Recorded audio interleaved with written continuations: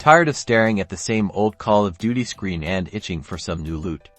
Let's cut to the chase and get you redeeming those codes for sweet in-game rewards in under 2 minutes. First, head over to the official Call of Duty website. You can easily find it by searching Call of Duty redeem code on Google or your favorite search engine.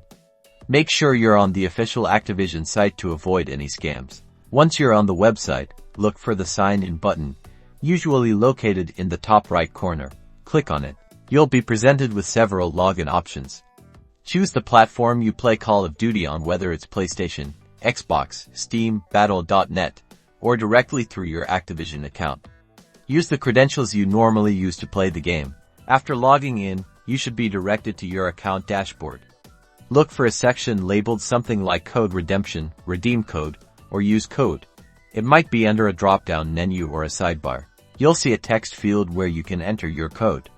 Carefully type in your redemption code, making sure to double-check for any typos.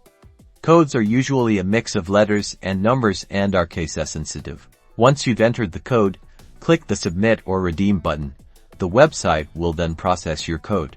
A confirmation message should pop up, letting you know that the code has been successfully redeemed.